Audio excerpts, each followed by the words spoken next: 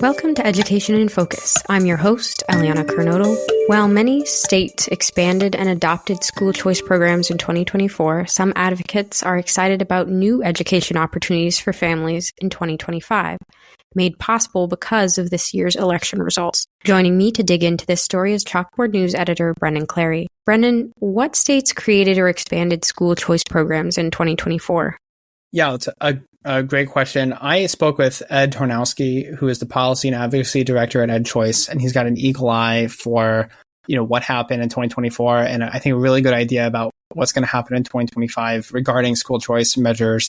And he told me that 5 states created new school choice programs. So he said Alabama got a universal eligibility program, which means that every student who applies can get access to that school choice program. Some states are not universal in that they have like a need-based. So that's just an interesting distinction there. Louisiana got a program with universal eligibility. Georgia passed an education savings account program that has limited eligibility.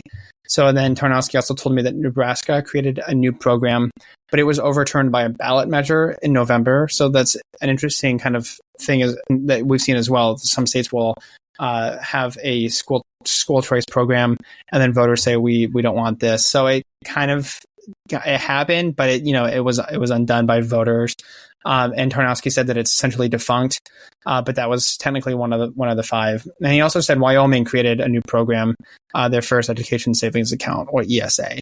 So that's usually where there's a option for some, if it's a limited, or all, if it's universal, students to get some taxpayer money for these educational expenses, whether that's tuition or different kinds of qualifying expenses. And then the expansions were in Indiana, Missouri, Oklahoma, South Dakota, Utah, and North Carolina.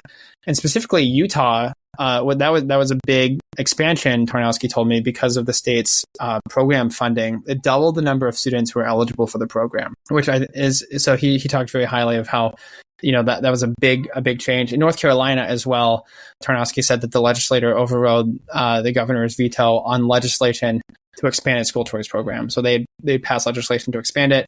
Governor vetoed it, and then there was an override. So these are the kind of the dramatic school choice shifts that we've seen in some states. And that's something that Tarnowski pointed to during the election as well. So he pointed to New Hampshire and how Republicans made universal school choice a big issue, and then saw the benefit of that in the state capitol. And same thing too in Texas. That's something that we've written about a little bit at Chalkboard News, but is it kind of gets more into the politics side of it, almost of how these school choice issues can play out in political coverage and in terms of these political races, and that a lot of the school choice proponent candidates backed by Governor Greg Abbott there in Texas, they did well, and they beat out Republicans or Democrats.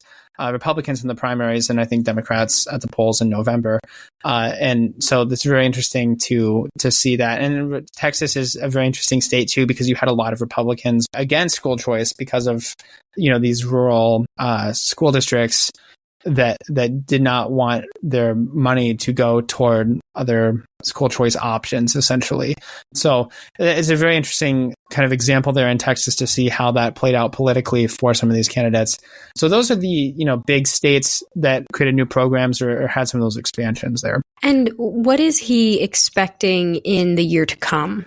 Yeah, as I mentioned with Texas, I think Tarnowski was very, very bullish on school choice in Texas. And he said that would be a huge, huge win because of the size of Texas. And I think that's something that's very interesting to point out too, is a lot of people have moved to Texas in recent years. Like they have had sort of a lot of population growth, at least specifically in some areas too. And I think that it is just a big state. So one of those that if they had like a school choice program or a universal school choice program, it would, increase the number of students who are eligible for school choice programs by a lot. So I think for Tarnowski and other people who are big proponents of school choice, they're very excited to see Texas moving and trending toward that direction. And I think you could see what, critics in Texas or critics of school choice saying, we have to do everything we can now to try to step in here and slow this down or try to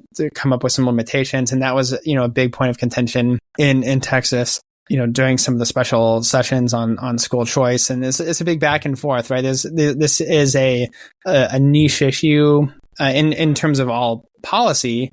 The school choice and different education savings accounts, but then it becomes very emotional very quickly. People start voting with their feelings, start getting very heated about that and this debate. So I think it's interesting to kind of keep it at such a high level, because you're sort of removed from some of those states and local issues.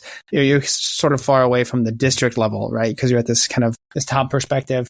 Another couple of states that Tarnowski's watching this year, that EdChoice is watching, is Tennessee, Idaho, North Dakota, and South Carolina. So these are all states where you could see different kinds of programs, different kinds of shifts in school choice in the program there. So it's just something to look at. And again, this is the high level, and some of these are creating for example, a limited availability or limited eligibility education savings account, or there are programs that are sort of they provide a tax credit for these scholarships, and so then the scholarships can go to students, and again, it's a limited eligibility. It's not universal eligibility, and it's not really taxpayer money, because it's citizens saying I'm going to donate to that with the tax credit, essentially. So it's a very interesting sort of landscape out there for school choice, and that you do have proponents saying that it's helping politicians who are using it to their advantage. And so it's always interesting, and I think it's going to continue to be extremely interesting in 2025. Well, Brendan, thank you for your insights on this story. Listeners can keep up with this story and more at chalkboardnews.com.